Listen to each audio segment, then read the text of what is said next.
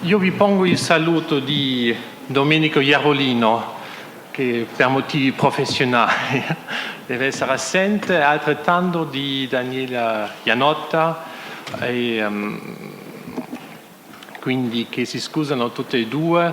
Io faccio quindi questa piccola parte formale per introdurre il seminario di Paul Ricoeur, quindi la terza sessione oggi, e perché sono scombinato in queste cose dico subito che domani il seminario inizierà domani mattina alle 10.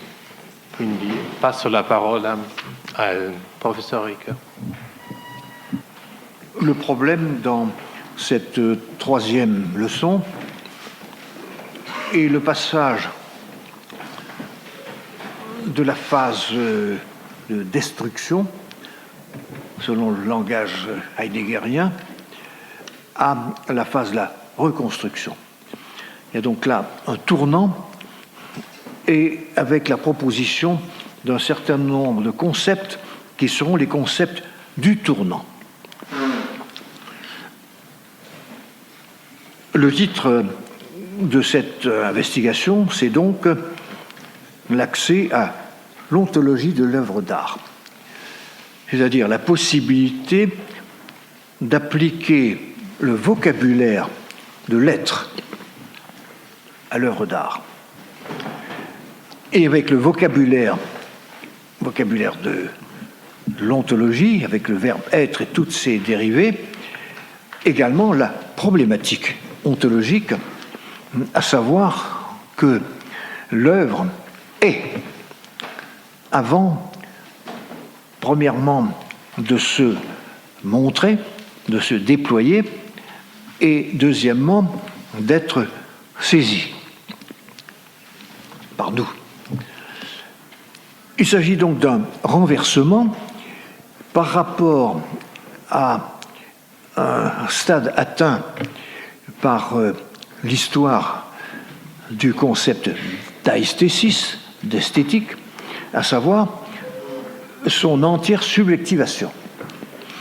Et donc c'est bien un renversement de la conscience à l'être. Alors il y a un très long développement d'histoire culturelle, de la perte du contact de la chose esthétique par le développement parasitaire de ce que Gadamer appelle conscience esthétique. Donc l'expression conscience esthétique est toujours prise dans un sens péjoratif, un sens négatif. À cet égard, on pourrait être trompé sur les intentions de Gadamer comme lecteur de Husserl. On pourrait dire le mot conscience est un mot noble. La conscience de quelque chose, en plus la conscience esthétique, on pourrait dire qu'il y a là une dimension valorisante. En appelant conscience, et en plus conscience esthétique, on dirait que c'est une des grandes classes de la conscience de quelque chose. Eh bien, ce n'est pas le cas, n'est-ce pas? Chez Gadamer, et sous visiblement la pression de Heidegger, il ne faut pas oublier que ce livre est écrit 30 ans après Sein und Zeit, donc alors que Sein und Zeit a vraiment labouré, conquis en profondeur non seulement la terminologie allemande, mais la problématique de base. Alors, nous commençons donc par un long développement de près de 20 pages. Je prends la pagination allemande, 87 à 106, où on peut dire que la destruction doit être poussée au-delà de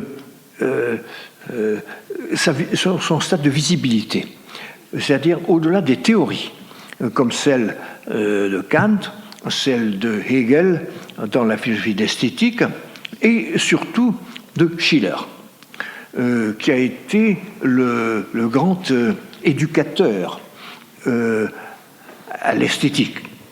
Mais précisément, ce qui a pu être porté au bénéfice de Schiller est porté ici au déficit de l'esthétique.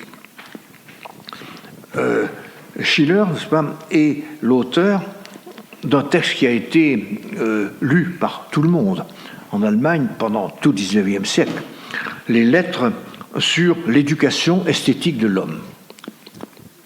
Et donc c'est un projet pédagogique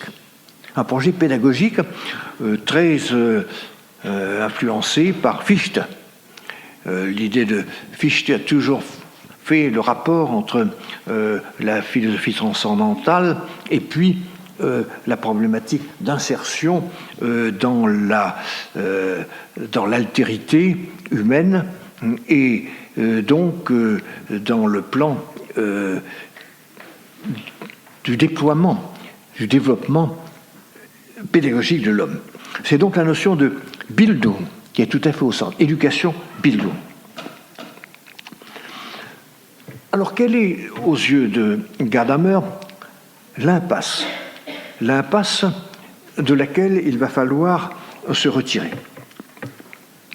Au premier abord, c'est très positif puisque il est assigné à l'art une fonction immense qui n'est pas du tout le divertissement, mais l'apprentissage de la liberté.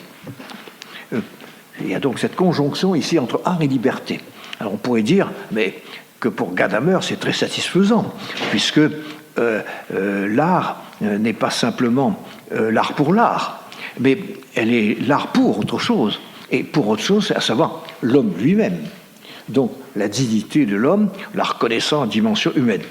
Mais le négatif, aux yeux de Gadamer, c'est l'opposition entre la poésie de l'art et la prose de la réalité. Il y a là une opposition qui s'est fixée dans un mot considérable dans la pensée allemande, le mot de Dichtung, que tout le monde connaît, au moins par le titre fameux de Dichtung und Wahrheit de Goethe. Et nous avons toujours beaucoup de peine à traduire Dichtung dans les langues latines, parce que le Dichten, c'est à la fois un type de discours, disons le discours poétique, avec versifié. Donc, c'est ce que nous appelons la poésie. Mais il s'agit de beaucoup plus que de la poésie, il s'agit de l'âme poétique, d'une vision du monde qui repose justement sur l'éloignement de la poésie par rapport à la réalité, en entendant par réalité l'éthique et la politique. Donc, Gadamer voit un exil de l'art au moment même où on lui donne la fonction éducative. C'est une éducation, on peut dire, en marge. C'est une éducation à la fiction. D'ailleurs, Gadamer a adopté dans son texte la traduction anglaise du mot Dichtung, qui est toujours fiction. Moi, je l'ai adopté aussi pour la traduction française de Gadamer. Et le mot fiction, vous voyez, est pris au sens d'une non-réalité fondamentale. La non-réalité fondamentale. Et or, toute la problématique de Gadamer va être de retrouver, on peut dire, la réalité, le réalisme de l'œuvre d'art. En termes de Dichtung, donc de fiction, l'œuvre d'art est arrachée à un monde, à son monde, et la qualité esthétique est rendue étrangère à tout contenu. Donc, nous pouvons garder quelque chose de Kant, mais le terme kantien de libre jeu des facultés, vous vous rappelez que dans l'analyse que j'ai proposée hier, Kant nous dit que le jugement de goût repose sur le sentiment que l'entendement, l'imagination, la sensibilité se renvoient l'une à l'autre dans un jeu libre, mais qui est tellement signifiant qu'il est communicable. Et la notion de communicabilité était la clé de l'universalité du jugement de goût. Le jugement de goût n'est donc pas fermé sur lui-même, mais il est essentiellement partagé. Il est partagé par le fait qu'il y a du sens à ce jeu des facultés et que donc il se multiplie, il se disperse et donc il reconstitue quelque chose comme un sens commun, un sensus communis. Ce qui n'est pas le cas de la Dichtung. La Dichtung n'a pas cette puissance de rassemblement autour d'elle. Quelques symptômes. Dans la suite du texte, Gadamer recueille quelques symptômes de cet exil de la fiction, de cette perte de référence. Le musée, d'abord. Le fait que, par exemple, disons une peinture religieuse va être arrachée à son lieu, qui est l'Église, mais surtout à son contexte, qui est la liturgie. La pièce de musée est rassemblée avec d'autres œuvres de musée qui ont en commun précisément de ne plus être à leur place dans le monde, d'être et arrachées à des mondes différents. Elles constituent un monde artificiel qui est comme une archive de documentaire du rapport initial de l'œuvre à son monde. Ça, le musée, c'est donc le symptôme public. Le symptôme privé que Gadamer se risque à mettre en parallèle, le musée d'un côté, c'est la vie de bohème, c'est-à-dire une manière d'exister de l'artiste contemporain comme aussi exilé personnellement que l'œuvre l'est dans sa matérialité. Et c'est donc ces deux figures du musée et de la vie de bohème, qui a donc donné lieu, comme chacun sait, à un genre d'opéra, sont les deux figures de ce qu'il appelle la distinction esthétique ou l'abstraction esthétique, que l'œuvre d'art est distincte de tout monde et donc elle n'aura pas cette fonction que nous allons de montrer un monde, mais elle s'en sépare. À cette dérive double s'ajoute la dérive du concept central de génie dont vous vous rappelez, si vous assistiez hier à la leçon, que le génie était la contrepartie du jugement de goût, le jugement de goût étant communicable et le génie étant incommunicable. Et ce qui caractérisait le génie chez Kant, c'est la créativité.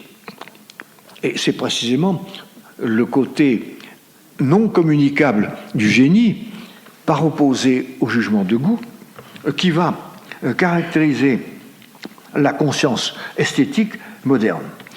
En somme, on pourrait dire l'arrachement du génie de son contexte du jugement de goût. Chez Kant, il y avait un effort de maintenir la balance entre le jugement de goût et le génie. Et donc, l'œuvre d'art l'emporte sur la nature et le génie l'emporte sur le goût dans l'œuvre d'art. À la limite, nous arrivons à la fin du XIXe siècle, sous l'influence de Schopenhauer, à l'idée de l'inconscient. Vous savez que Schopenhauer est, avant Freud, le premier penseur de l'inconscient, de l'inconscience. Et c'est l'imprévisibilité de l'arbitraire qui va désormais caractériser le génie et non pas sa reconnaissance par tous. Au contraire, c'est son enfouissement dans une épaisseur, dans des ténèbres incommunicables. Cela touche la conscience temporelle, puisque à la durée de l'œuvre d'art, sur laquelle je vais aboutir à la fin de cette leçon, avec la notion si importante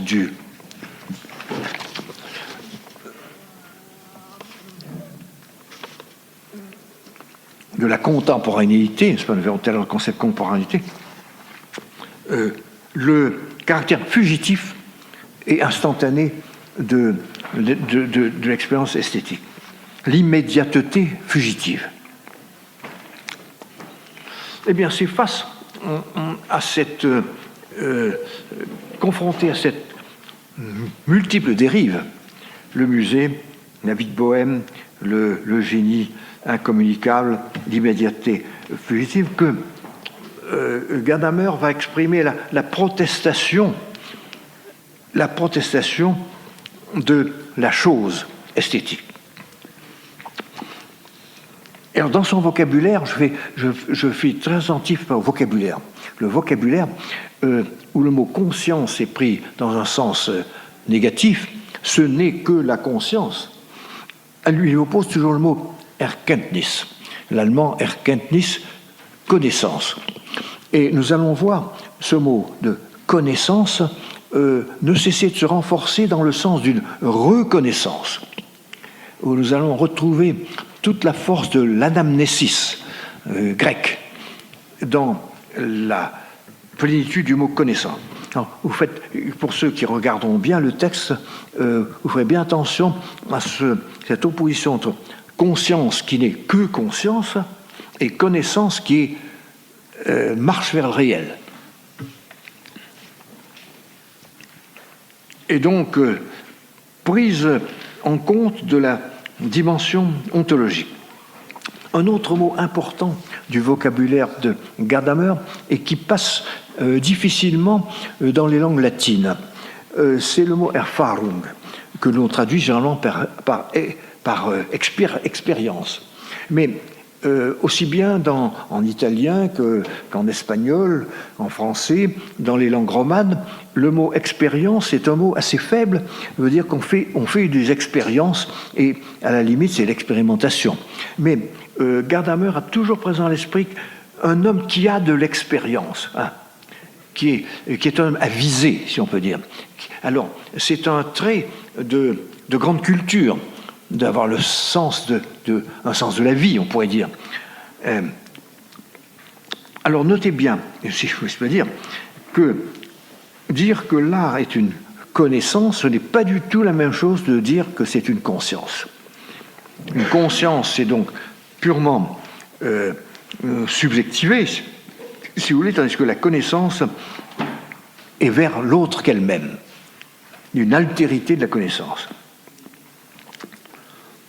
Donc, quand il y aura le mot expérience de l'art, ce n'est pas, donc c'est le contraire de conscience esthétique. Eh bien, au tournant de Kant et de Fichte répond le renversement opéré par Heidegger dans l'essai célèbre intitulé Der Ursprung des Kunstwerkes, que nous traduisons donc par l'origine de l'œuvre d'art, qui est la première des conférences publiées dans Holzwege. Les Holzwege, c'est une conférence qui a été prononcée en 1936. Donc, vous voyez, 25 ans avant que Gadamer. Donc c'est une œuvre qui a fait son chemin et qui a été. Or c'est là que c'est dans cette œuvre et qui n'est d'ailleurs pas cité. Et il y a juste quelques notes, mais visiblement c'est ce texte qui est derrière toute l'entreprise de Heidegger, de Gadamer. Et moi je pense que le problème de Gadamer, c'est de se soustraire à l'empreinte de Heidegger, en apportant des concepts propres, ceux que nous allons voir tout à l'heure, qui effectivement ne sont pas dans un Unzeit. Je pense que pour Gadamer, la présence et la suspicion et la surveillance de Heidegger a dû être insupportable. Il écrit quelque part, je vois dans son autobiographie, que quand il écrivait, il avait toujours l'impression que Heidegger regardait par-dessus son épaule. Et en effet, je dis en passant, Gadamer est un penseur tardif. Il a 60 ans quand il écrit Wahrheit und Methode. Il a enseigné 25 ans déjà, 25 ans. Rendez compte. Et donc, publié quelques articles. C'est l'homme de la Nachlese, on dirait en langage de vendange, la récolte tardive. Spätlese, on dit Spätlese aussi, oui. Oui, Spätlese. Tout le monde comprend ces mots-là dans le Bade-Württemberg. Ça donne un vin spécial. Alors la trace de Heidegger dans le texte de Gadamer, c'est un mot, et c'est le mot Geschehen, et que nous avons beaucoup de peine à traduire dans les langues latines parce que nous avons l'idée d'un devenir, mais il s'agit d'un événement, de quelque chose qui se produit, qui surgit. Et on a essayé en français, j'ai pas vu comment a été traduit par Vattimo. Le français a dit advenir, advenir. Mais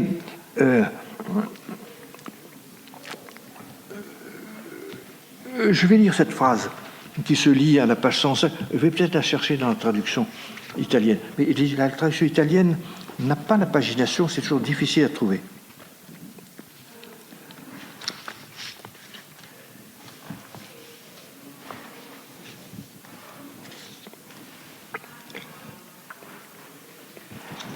Alors, sortant de toute la partie critique, il dit ceci. C'est à partir de la conscience esthétique que nous pourrons rendre justice au problème de l'art.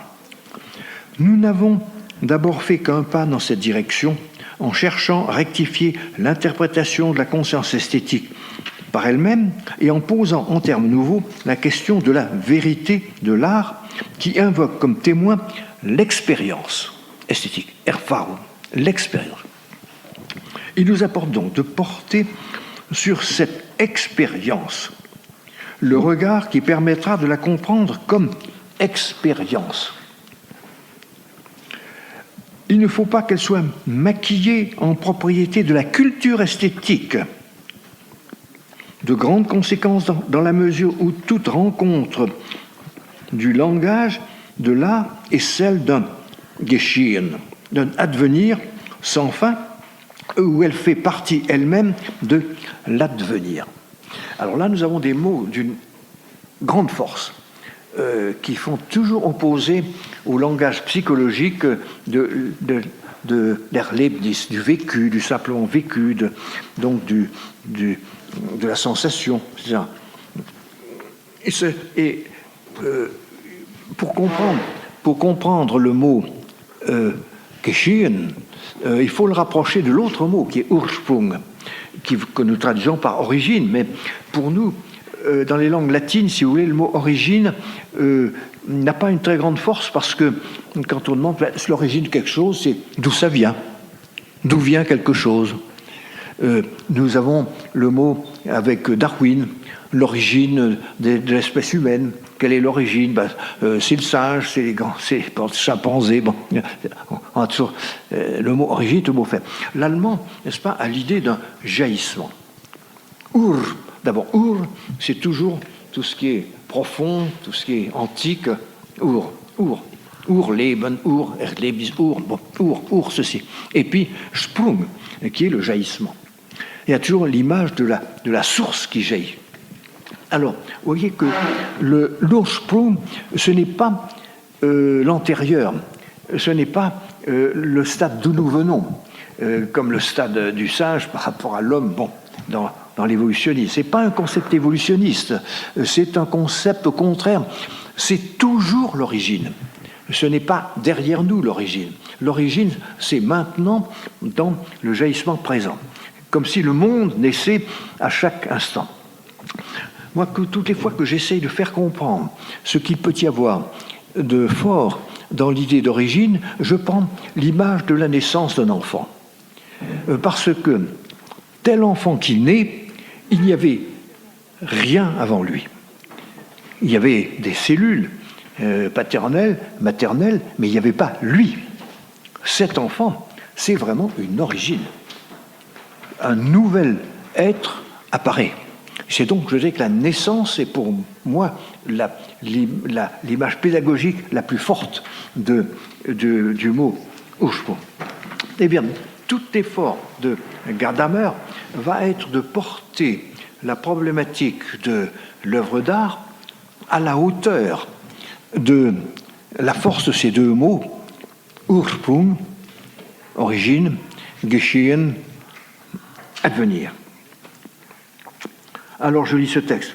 Toute rencontre du langage de l'art est celle d'un advenir, Geschehen, sans fin. Et elle fait elle-même partie de l'advenir. Elle fait elle-même partie de l'avenir. C'est-à-dire qu'une œuvre d'art se montre, c'est la puissance de l'œuvre d'art de se montrer. Ce n'est pas notre puissance à nous de la faire apparaître. Et donc le se montrer de la force même de conviction engendrée par l'œuvre d'art. Alors, il y a une seule phrase sur Sein und Zeit. Une seule phrase, et je crois qu'il y en a 5 ou 6 dans tout le livre. C'est celle-ci, et qui est une phrase qui a un sens très fort en 1960, parce que c'est l'époque où on a surtout lu le livre sur Nietzsche de Heidegger, et avec, en particulier, sous l'influence des Nietzschéens français et italiens, je crois, une interprétation assez nihiliste de Heidegger. On détruit la métaphysique, on détruit tout. Bon. Et bon, ce qu'on produit est dans un clair-obscur effrayant. On sort du néant, on retourne au néant. Il y a donc une lecture assez nihiliste, si vous voulez, de Heidegger. D'où ce petit texte que moi je le lis comme un texte de protestation et en même temps d'hommage rendu au maître. En découvrant dans le temps le fondement caché de la compréhension de soi, la philosophie ne prêche pas un engagement aveugle qui inspirerait le désespoir du nihilisme.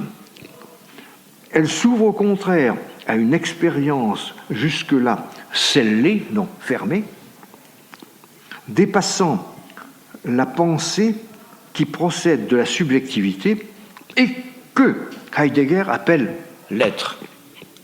Voilà. Donc, je dis que le maître est nommé ici. Et c'est-à-dire qu'on rend à César ce qui est à César, c'est-à-dire le mot être.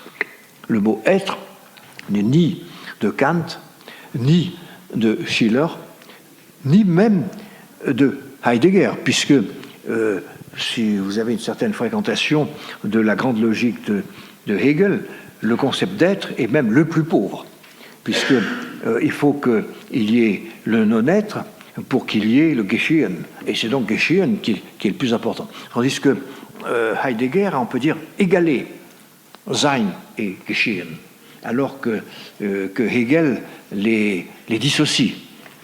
L'être est très pauvre et le Geschehen est très riche. Et donc, au contraire, avec Heidegger, nous avons par retour à Parménide. N'est-ce pas? Il y a donc tout le retour heideggerien à Parménide, derrière Platon, puisque même chez Platon, il y a plutôt l'idée des êtres, les onta, mais l'idée d'être il reste un peu un horizon. Tandis que, ainsi que chez Aristote, voilà, il faut dire ça très vite, bien entendu. Donc il s'agit, un mot très important du texte, c'est une expérience jusque-là scellée. L'image de sceller, c'est l'image de mettre un sceau sur une lettre qu'on ferme et qu'on cachette. Et donc, vous avez là le geste de décacheter une lettre, d'ouvrir une lettre fermée. On peut dire le geste philosophique, c'est un geste de décellement, qui s'appuie d'ailleurs sur une sémantique heideggerienne du mot aletheia. En grec, la vérité se dit aletheia.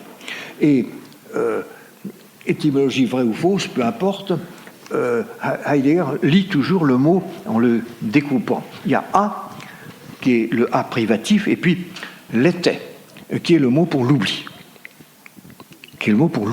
Mais oublier non seulement un souvenir, mais oublier tout simplement ce qui existe, qui est la perte, et qui est donc aussi la dissimulation.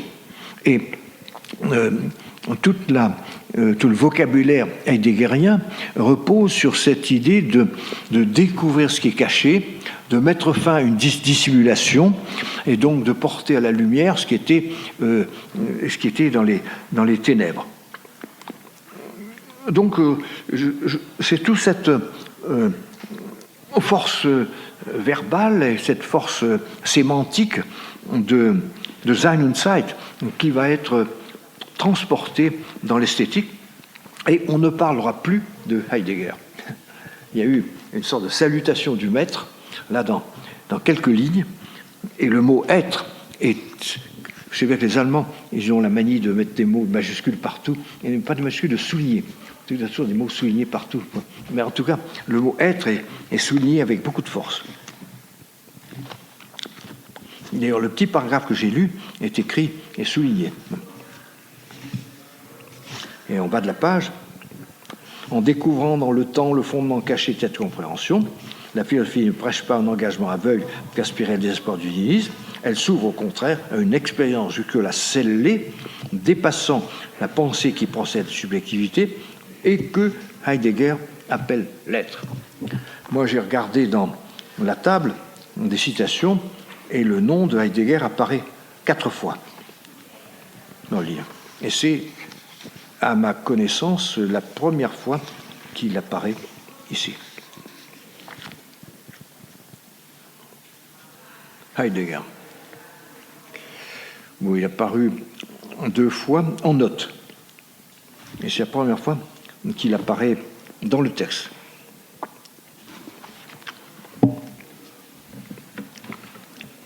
Eh bien, après cette grande introduction, voici quelques concepts de transition que Gadamer propose et qui sont ses mots à lui. Ce ne sont pas des mots de Heidegger, ce sont des mots de Gadamer. Et le premier de ces mots, c'est le mot « je », le « Spiel », le « jeu », « Gioco », hein? Bon, le jeu.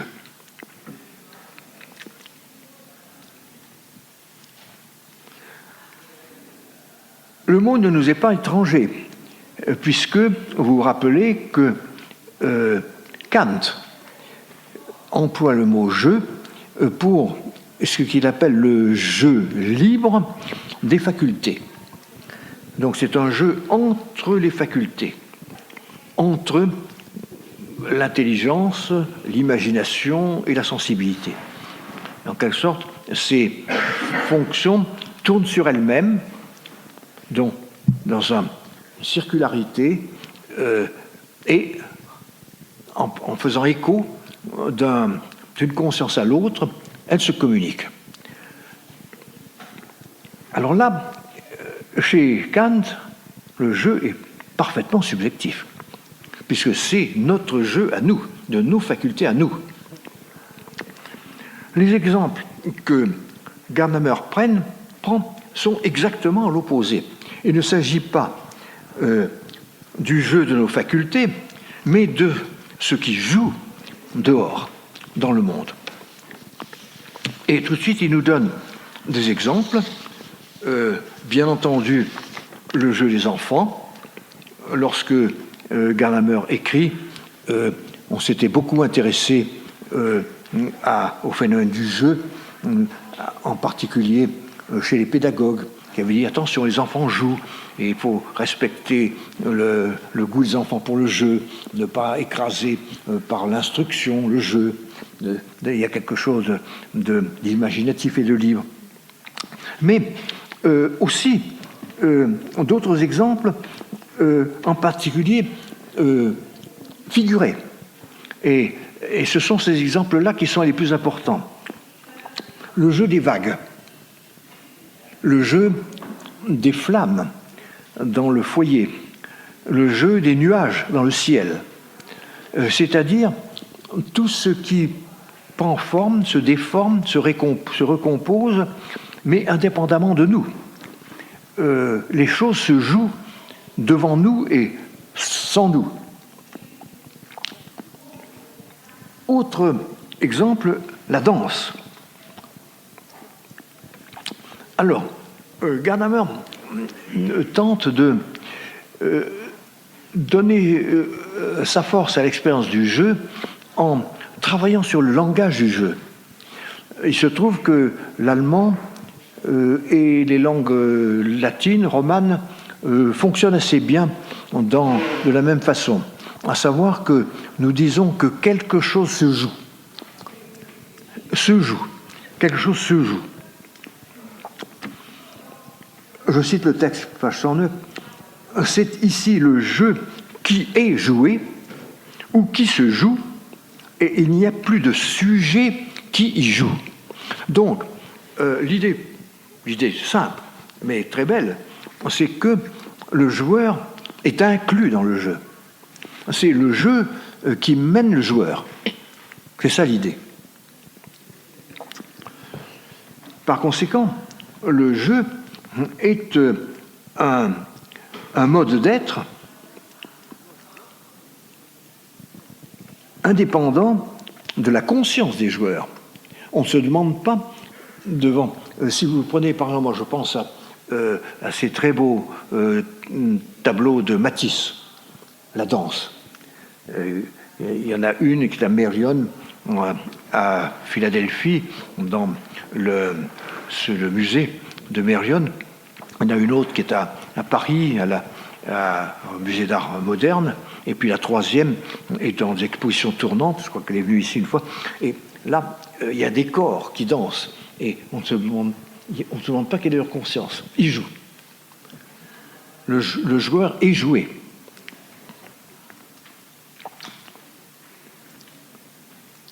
Alors, bon, Gadamer joue avec les mots. Il joue sur le jeu. Par exemple, dans le jeu, il y a un mouvement de va-et-vient. On dit que le jeu s'entretient lui-même, et cela sans fin, sans fin. Le jeu peut continuer.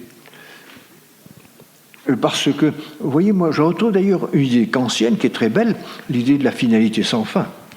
Il a son harmonie interne, mais il ne va nulle part. Je ne sais pas qu'est-ce qui a dit que la danse ne va nulle part. Elle tourne sur elle-même.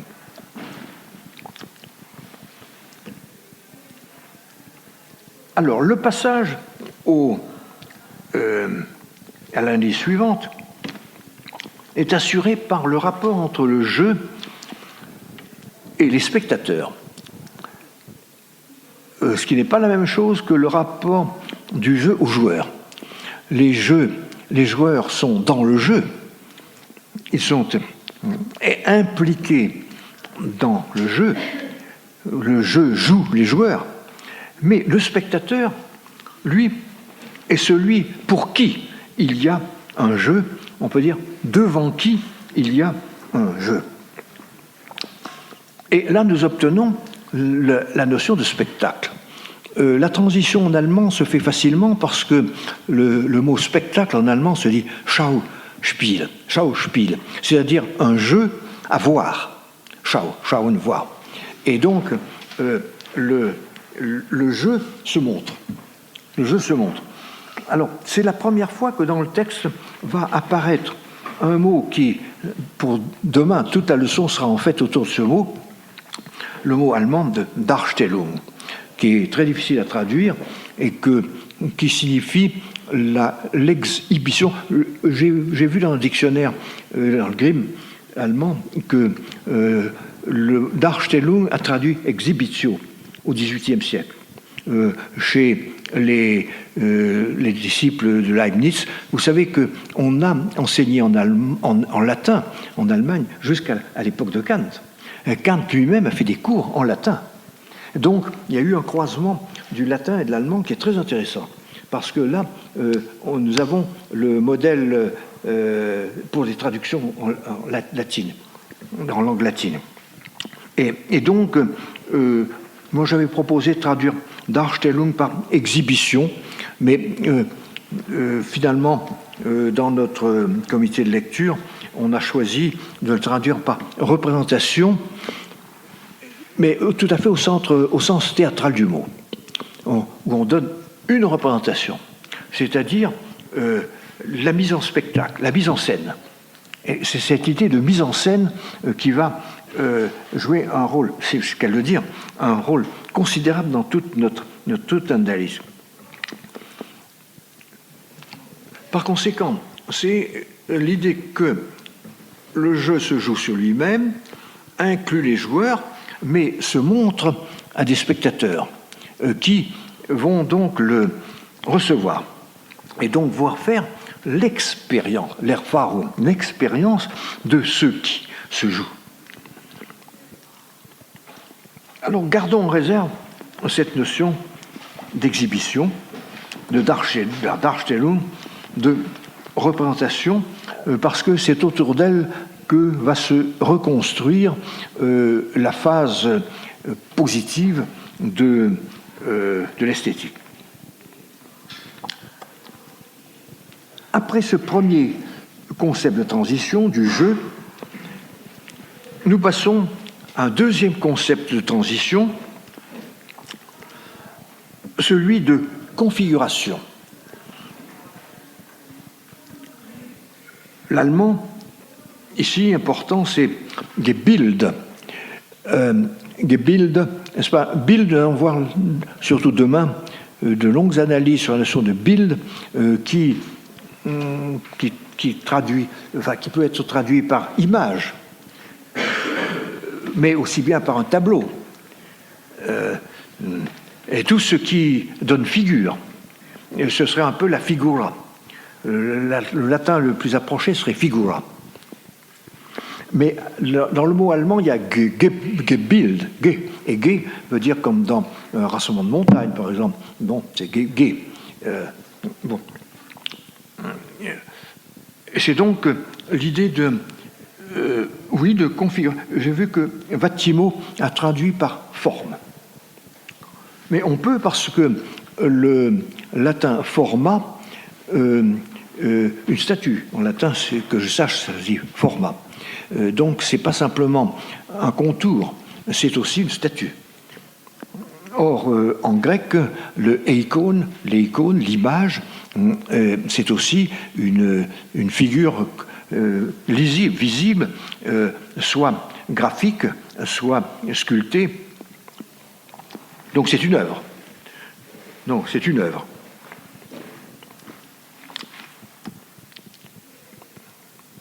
Alors, avec ce mot nouveau, naît une question.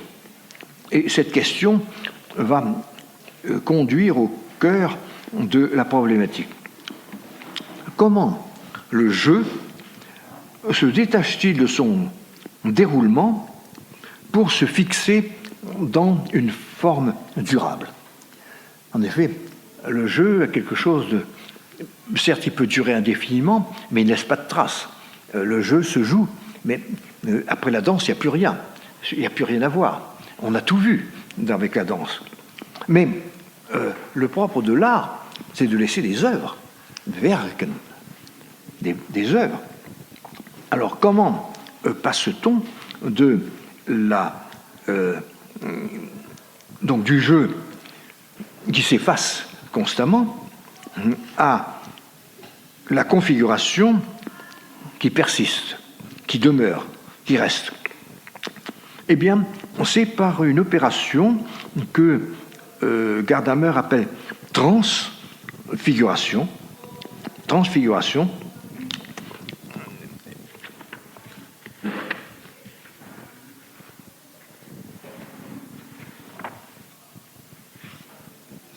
Page 116. Comment? Ah oui. C'est ça. Si. Verwandlung. Verwaltung peut-être. Ce serait ici. Die Verwandlung. Ah ben oui, c'est ça. Oui, oui, là, c'est la mutation, la transmutation. Verwandlung, oui. Wandeln, c'est errer. C'est verwander, c'est un promeneur, un flâneur. Et donc verwandlung, la transformation. Et bien, on la traduit par transmutation, mais c'est aussi transformation. Verwandlung ins Gebild, donc la transfiguration en configuration. La prochaine fois, nous allons prendre un exemple, mais je l'anticipe peut-être ici, qui est le théâtre. Je crois qu'il y a beaucoup de langage du théâtre dans tout cela, à savoir que la pièce qui a été conçue par l'artiste, qui existe dans un livret, est jouée, est montrée. Et c'est à ce moment-là qu'elle est devant nous. En ce sens, on peut dire que la réalité du jeu, le fait que le jeu arrive, que le jeu se produit, eh bien, il se prolonge dans la figure, dans le bild. Il se donne, l'être se donne son bild, sa figure, sa configuration. Moi, j'aime bien le mot configuration parce que je m'en étais servi dans mes analyses sur le narratif, où j'avais adopté le mot de configuration pour la mise en intrigue de ce que dans la poétique d'Aristote on appelle le mythos, la fable. Mais la fable a une structure, et cette structure, bon, voilà. J'avais proposé donc configuration parce que j'ai l'impression qu'il y avait tout un champ sémantique autour de la figure. Il y a un très beau livre sur figura par Auerbach, qui est l'auteur de ce livre sur la mimésis dans l'expérience européenne de la transfiguration du réel en œuvre d'art. Il avait appelé une mimésis, on va y revenir tout à l'heure, mais c'était sous le signe de la figura des Latins, où l'empereur, en son absence, se fait représenter par quelqu'un qui le figure, donc qui le supplée en figure. Je recommande ce petit livre de 80 pages de Auerbach. C'était un juif allemand qui s'est réfugié dans les années 35 à Istanbul. Il a fait sa carrière universitaire en Turquie et c'est là qu'il a eu accès à tout la bibliothèque des Grecs byzantins. Et donc il a eu tout un enrichissement par la patristique, les pères grecs et puis les byzantins. Et il y a tout le monde byzantin, on peut dire, est dans cette notion de bild. Alors, il y a une appropriation de ce vocabulaire qui est reversée au bénéfice de la connaissance. Mais alors, le mot connaître prend la force du reconnaître, c'est-à-dire la force de l'anamnèse platonicienne. Vous savez, c'est le mot énigmatique de Platon dans le Ménon, que apprendre quelque chose, c'est se ressouvenir. Donc c'est un grand mythe platonicien, mais qui est le mythe, on peut dire, de l'apprentissage. Comment peut-on apprendre quelque chose qu'on ne sait pas si on ne le reconnaît pas? Alors, bon, l'idée de Platon, c'est que, donc, il n'y a jamais rien qui soit absolument nouveau. Il faut qu'on soit chez soi dans toute découverte. Toute découverte est une redécouverte. Et donc, il y a le anamnesis, c'est-à-dire en remontant à l'arrière.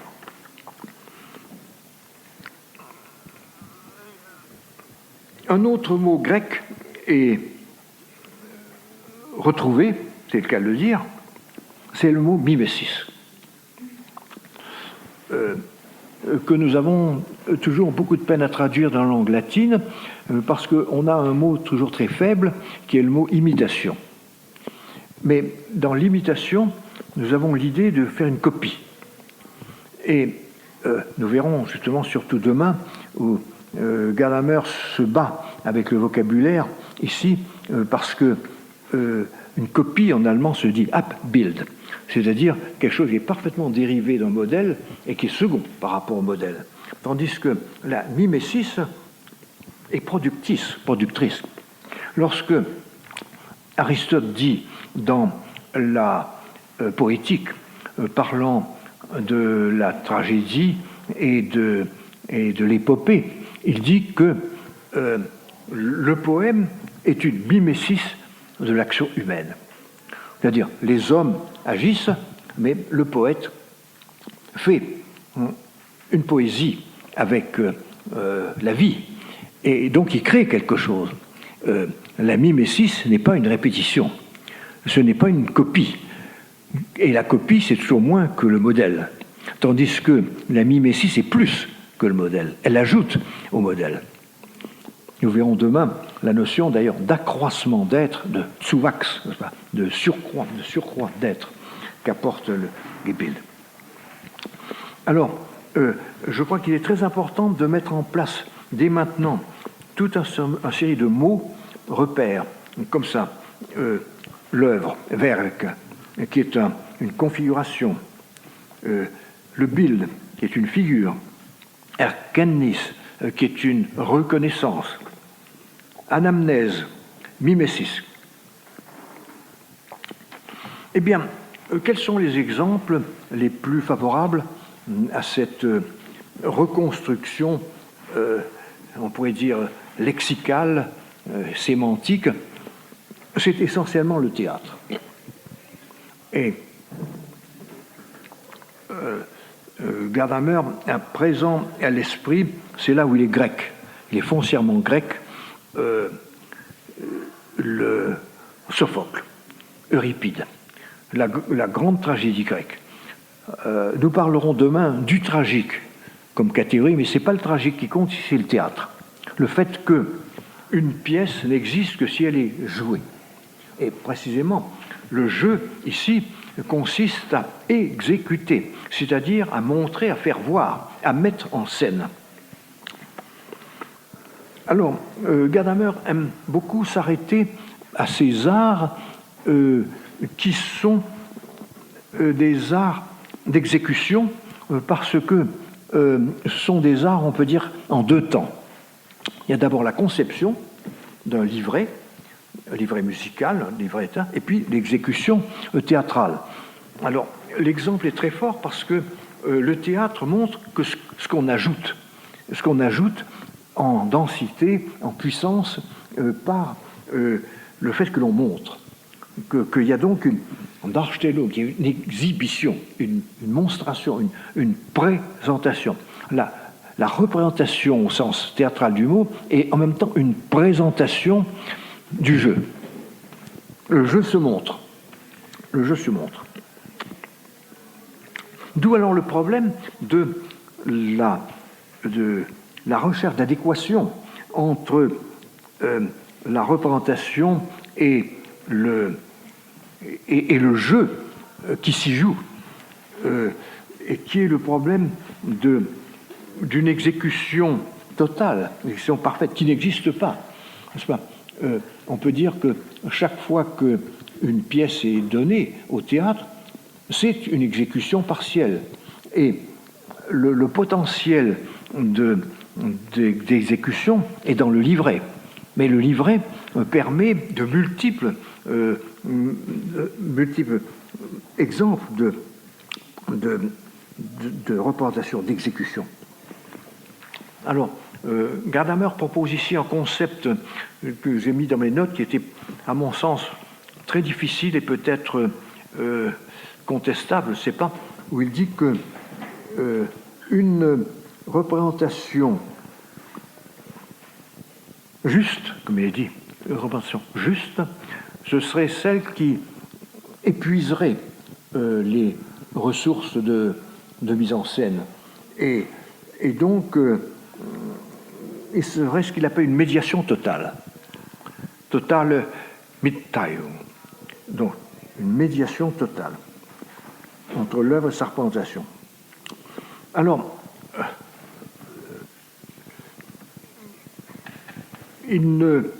certes, il ne confond pas du tout exécution, comment dire, médiation totale et représentation intégrale, puisque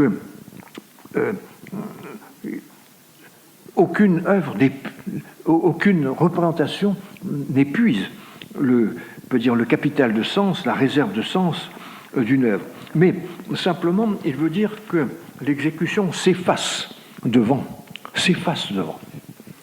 et laisse parler l'œuvre. Et c'est vrai qu'un bon metteur en scène, comme nous disons, c'est celui non pas qui impose sa propre vision de l'œuvre, mais qui est fidèle à l'intention la plus profonde de l'œuvre, telle qu'il la comprend. Il y a donc un élément de docilité, de soumission, d'obéissance à ce que veut l'œuvre. Oui, ce que veut l'œuvre. Et c'est ça l'idée d'une médiation totale, ce serait celle de la soumission totale, intégrale, où le metteur en scène ne garde rien pour lui-même. Ce n'est pas lui qui s'impose. Il fait parler ou il laisse parler l'œuvre. Je recommence les pages 120. Ils sont très très belles à cet égard. 125, 126.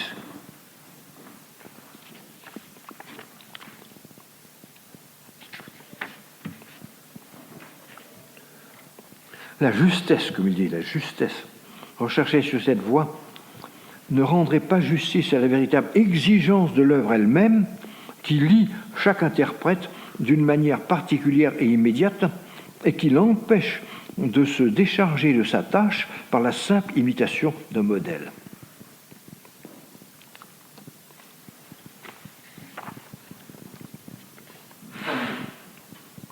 Alors, bon, il y a un correctif à ça, donc. Vu la finitude de notre existence historique, l'idée d'une représentation qui serait seule exacte a, semble-t-il, quelque chose d'absurde. Nous en reparlerons à une autre occasion. Et en effet, j'y reviendrai demain avec le problème de l'inadéquation de la représentation. On se bornera ici à souligner un fait évident, la prétention de toute représentation à la justesse confirme simplement que la non-distinction entre la médiation et l'œuvre constitue la véritable expérience de l'œuvre. Donc, c'est l'idée d'une exécution qui colle à son modèle, qui ne se fait pas valoir pour elle-même, donc qui n'existe que comme transmission. Et c'est en ce sens qu'il parle de médiation totale, non pas totalisante, mais médiation totalement modeste, totalement effacée. Mais je trouve que ce n'est pas très clair dans le texte. Hein. Donc, la médiation est par essence médiation totale. Hein. 125.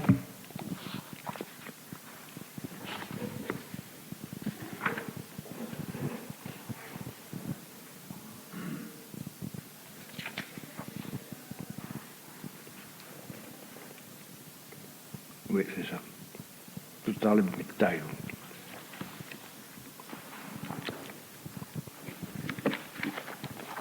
Eh bien, nous allons en finir avec ces concepts préparatoires.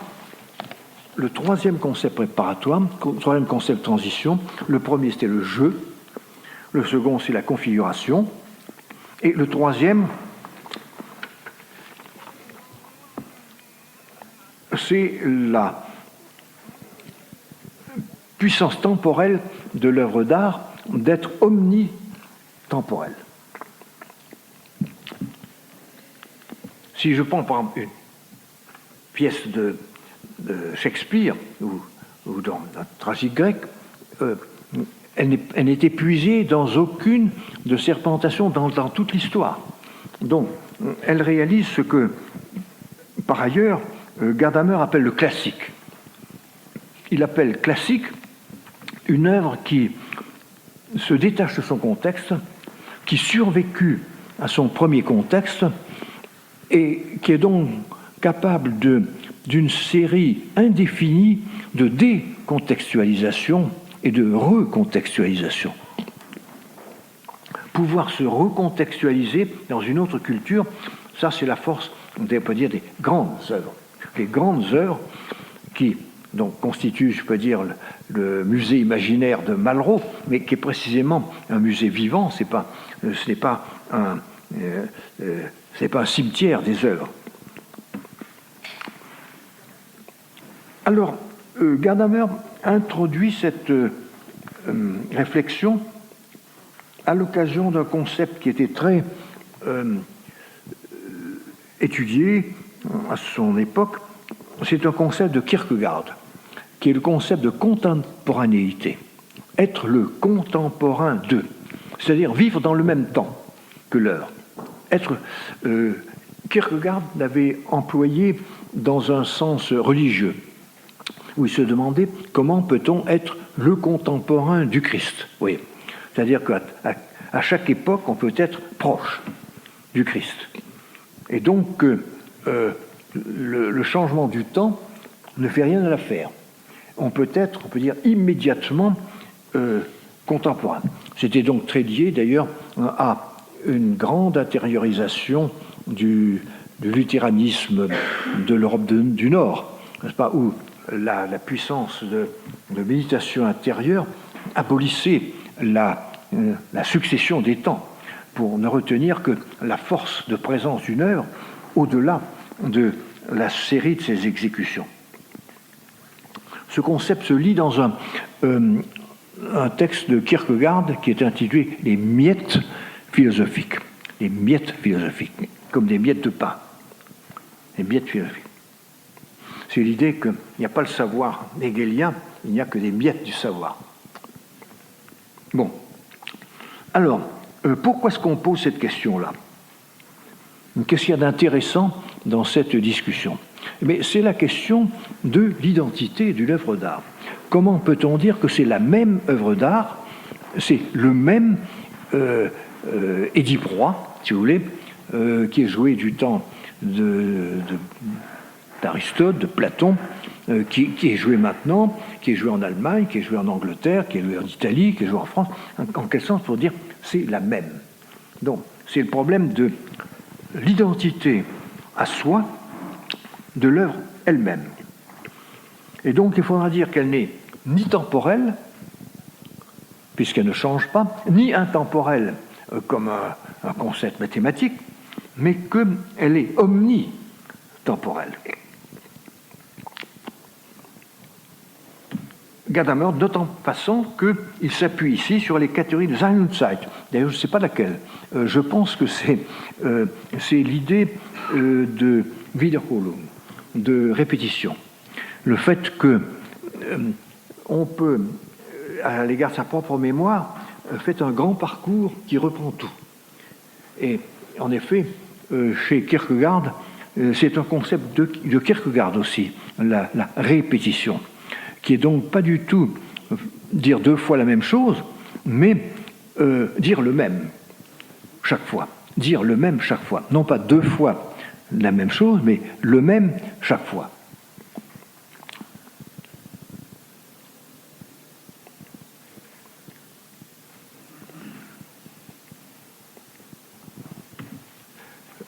fait remarquer, je me suis permis de mettre ça dans le texte que je vous ai proposé, en lisant ces pages de Gadamer, j'ai trouvé que là, il s'éloignait bien de Heidegger. Je ne vois pas que chez Heidegger, une réflexion sur l'identité à soi d'une œuvre.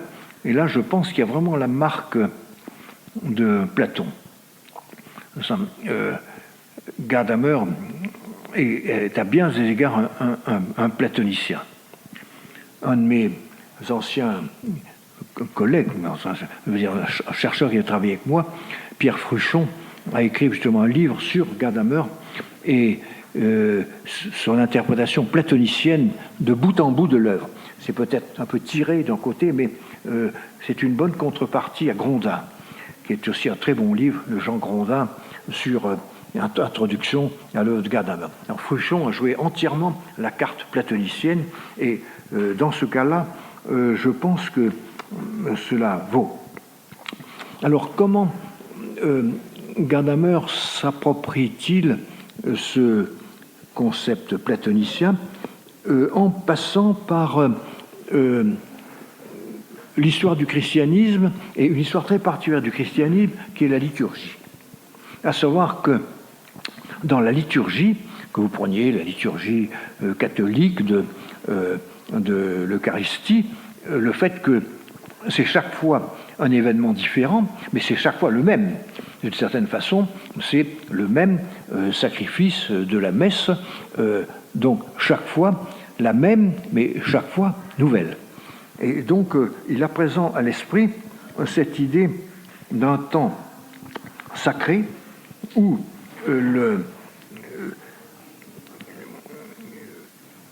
la répétition n'est plus dans la succession temporelle, mais dans la présence à soi du même à travers tous les temps. Alors, Gadamer, très prudent, c'est un homme très très prudent, il ne peut pas se faire manipuler et récupérer par personne, dit je ne m'occupe pas de la légitimation théologique, très bien, du temps sacré, il le prend comme indice, comme exemple et comme encouragement à penser dans ce sens. Alors, je voudrais terminer maintenant par le concept qui, à mon sens, enveloppe tout, c'est celui de la fête, la festivité. On peut dire que le concept de fête boucle un cycle complet qui a commencé par le jeu, qui est passé par la configuration, qui s'est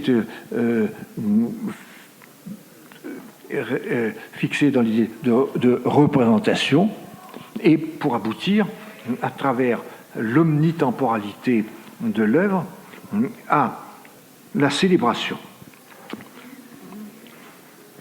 Il y a bien entendu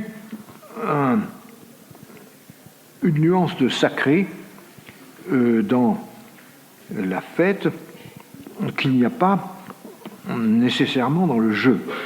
Mais ce qui a intéressé Gadamer, ce n'est pas que la fête soit un jeu sacré, mais qu'elle soit une célébration. Et c'est donc l'idée de célébration. À savoir que le temps de la fête, et cette fête peut être une fête laïque, si vous voulez, je veux dire, c'est pas forcément le temps de l'Église, dans l'Église, bon, non. Mais il s'agit de ceci, que le rituel répète de façon cyclique les mêmes gestes avec les mêmes personnages, les mêmes joueurs du jeu. En somme, c'est l'idée d'un jeu en célébration. En célébration. Le retour de la fête, dit Gadamer, est bien un retour historique, mais, dit-il, où une seule et même chose change d'une fois à l'autre, mais reste la même. On pourrait dire que un des concepts de la fête, c'est le retour. Il y a un retour du même. comme on dit, le printemps, il y a le retour du printemps. Dernière citation, cet étang n'a son être que dans le devenir et le retour.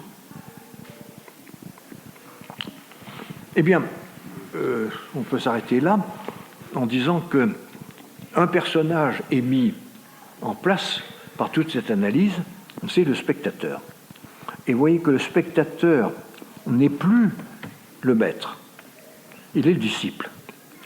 Parce que dans l'idée, encore de Schiller, de l'esthétique et de la Dichtung, le poète est le maître. C'est celui qui produit. Ici, le spectateur est le bénéficiaire du jeu devant lui. Comme nous disons très bien dans les différentes langues, il assiste à. Il est présent à. Et en ce sens, il est hors de lui-même, außer sich. Nous sommes donc au-delà de la subjectivité maîtresse dans la subjectivité docile. Il faut, dit-il, s'oublier pour être à. Ici s'arrête l'esthétisation de la cérémonie. La contemporanéité inclut la prétention, voire l'exigence de quelque chose qui demeure. Là, vous voyez que le vocabulaire du temps est ici très intéressant parce que chez Kant, dans l'esthétique de la partie esthétique de l'esthétique transcendantale, il n'y a que deux catégories pour le temps. C'est la succession et la simultanéité. Ceci vient après cela, ou ceci est en même temps que cela. Mais il y a ici un concept qui est l'idée de ce qui demeure, de ce qui reste.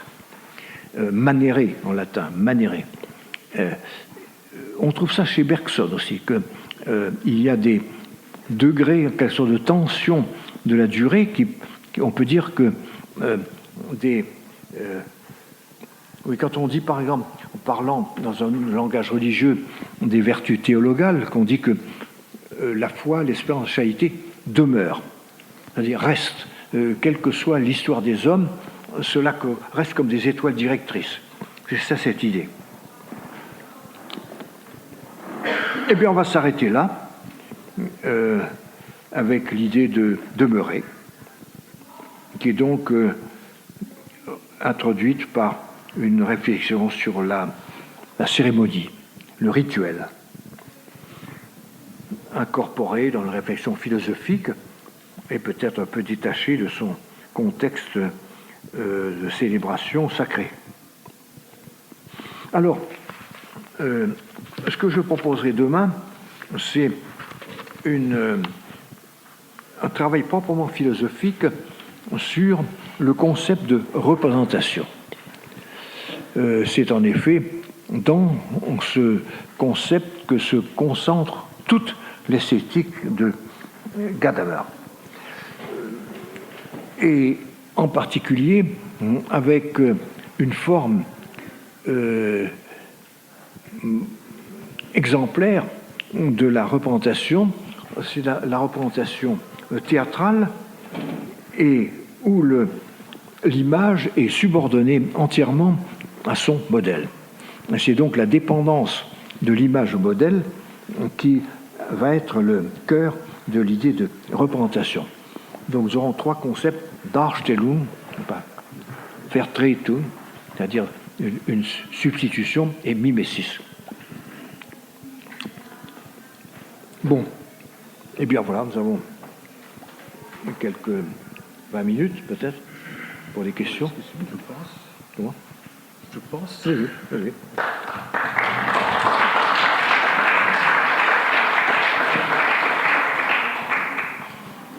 Voilà. Oui, j'insiste beaucoup sur le vocabulaire, le travail des mots.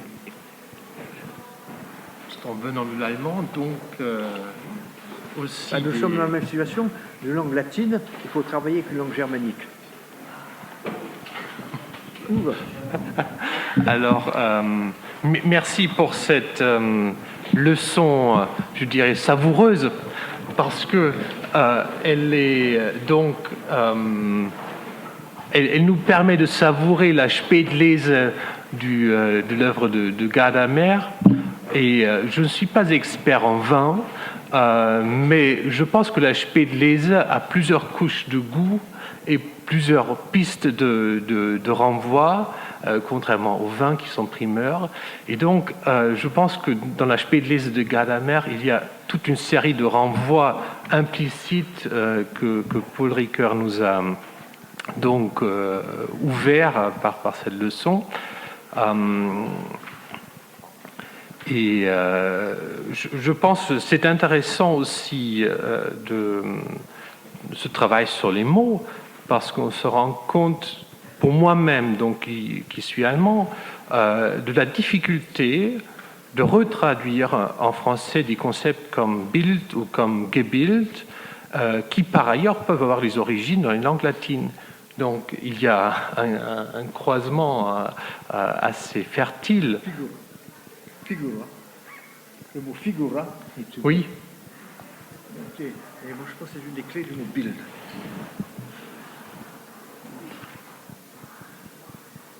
Voilà, alors si vous avez des questions, je pense qu'on peut donner la voie libre a delle questions. Se ce ne stanno delle domande, il professor Ricoeur capisce benissimo l'italiano, quindi ci possono anche essere delle domande in italiano. Quand on... J'entends bien l'italien. Attendez.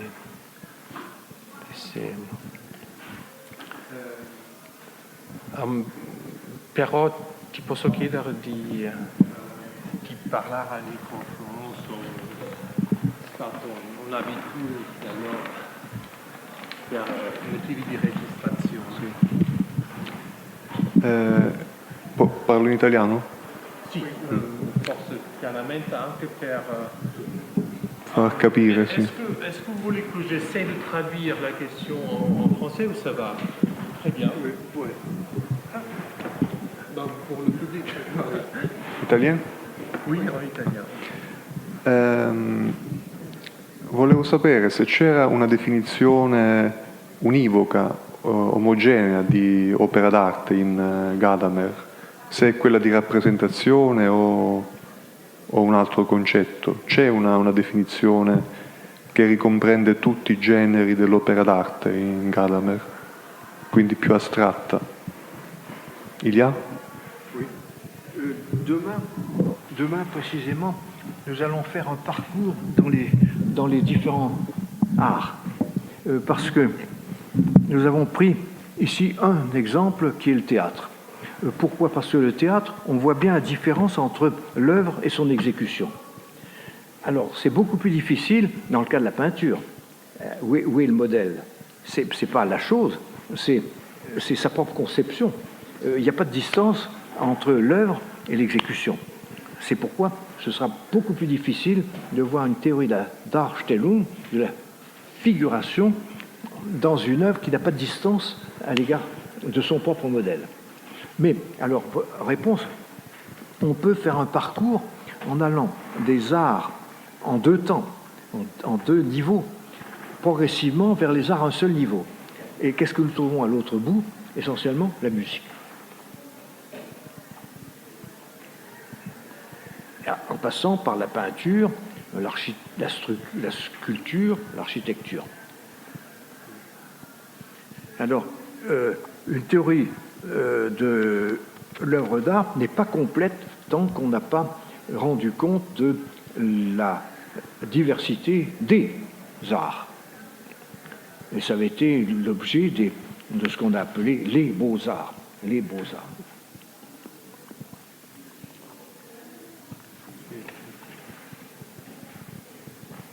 Voilà, si ci stanno altre domande. Bertrand? Une question de détail et un peu de renseignement.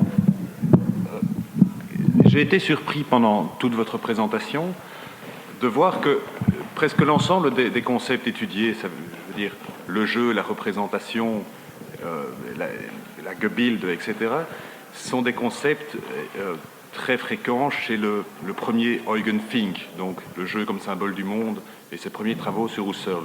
Et qu'on retrouve chez Gadamer le même glissement qu'on retrouve chez Fink, une distanciation par rapport à la philosophie de la conscience de Husserl, vers une ontologie qui, chez Fink, est plus inspirée par Nietzsche.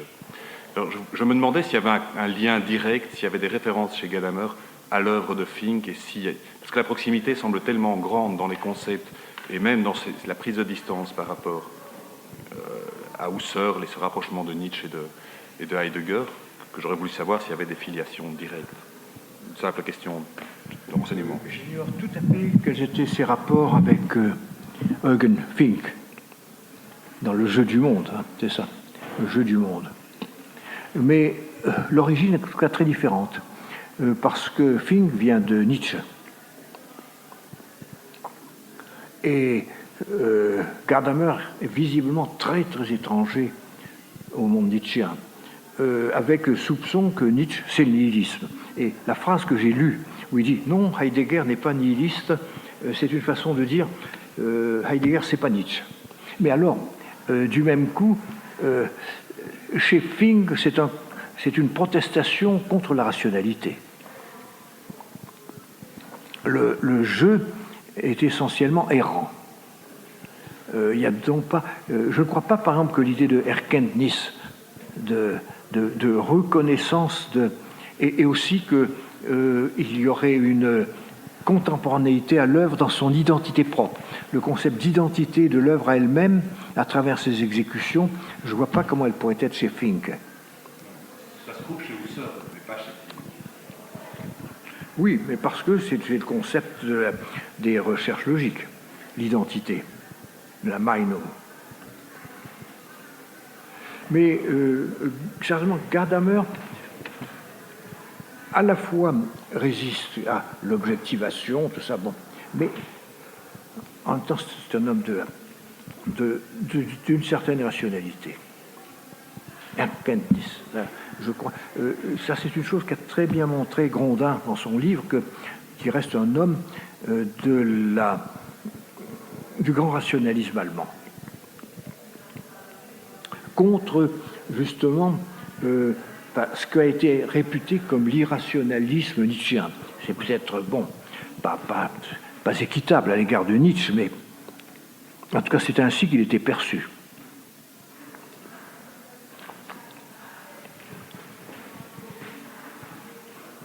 Sono altre domande?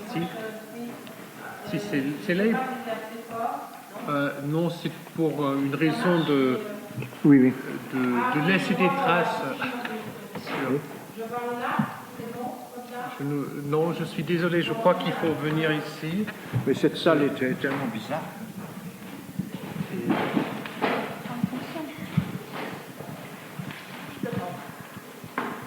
C'est le chemin de la Tunisie.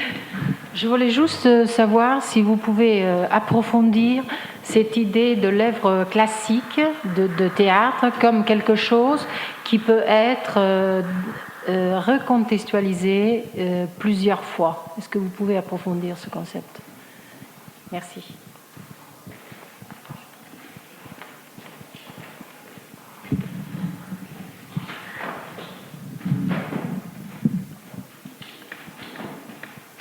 Je proposerai de partir de la définition par Aristote dans la poétique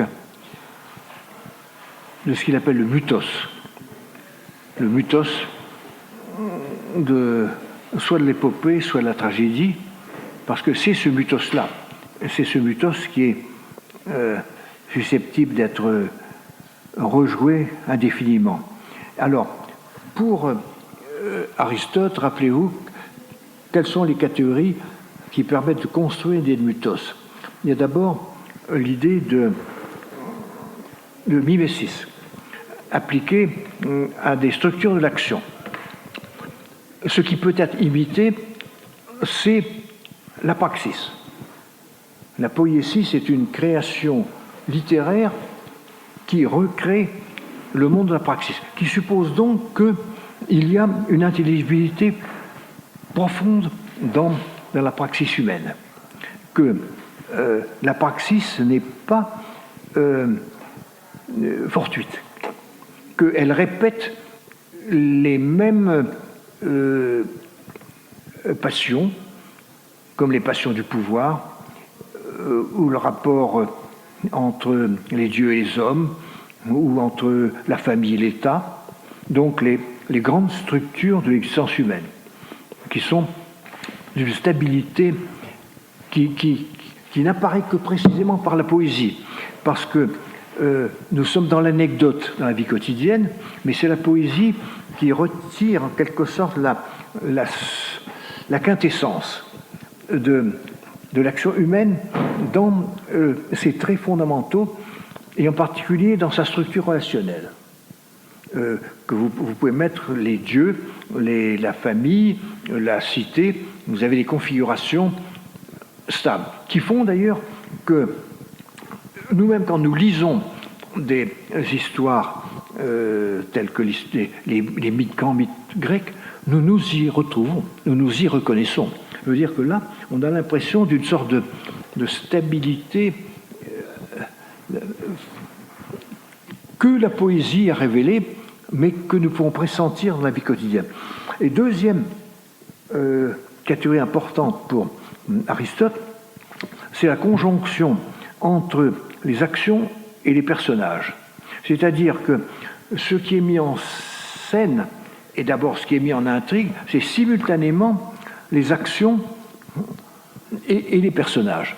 C'est-à-dire que les personnages déroulent une histoire qui est l'histoire de ce qui leur arrive. Il y a donc une, on peut dire, interprétation mutuelle du sujet de l'action avec le contenu des actions. Et c'est cette circularité entre le qui de l'action, comme dit Hannah Arendt, le who of action, et puis la structure de l'action. Et le troisième élément significatif pour Aristote, c'est la production des mêmes effets chez les spectateurs. La fameuse purgation des passions essentiellement de la crainte, le phobos, et de la pitié, éléos. C'est-à-dire que ce sont des passions que nous éprouvons dans la vie quotidienne, des affections, mais qui sont poétisées. Et en étant poétisées, elles reçoivent une sorte de stabilité qui fait que nous les comprenons toujours. Il y a une sorte d'ouverture à une compréhension illimitée. Si bien que ça se passe dans trois lieux, l'action, le personnage, le spectateur. Et ces trois lieux sont reliés par le mythos. Et c'est alors la fonction de la représentation de l'opsis, la chose qui est à voir, la chose à voir, qui montre ce triple lien entre donc l'action, le personnage et le spectateur. Alors, je pense que c'est ça qui peut donner un sens au classique. Si on appelle classique une œuvre qui démontre par sa capacité de réinsertion, qu'on sent qu'elle est bien au plus près de la signification fondamentale de ce qu'on peut appeler la diction poétique. Mais moi je dirais un petit peu par rapport à la tradition italienne de l'historicisme. On dit que tout change, tout est historique, tout a une place dans le temps, mais les choses ne vieillissent pas à la même vitesse.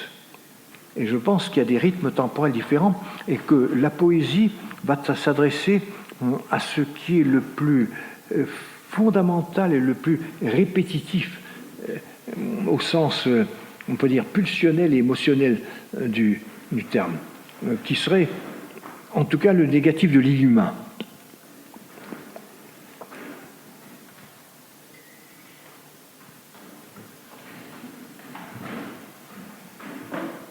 Altre domande? Pardon? Oui? S'il y a encore une courte question.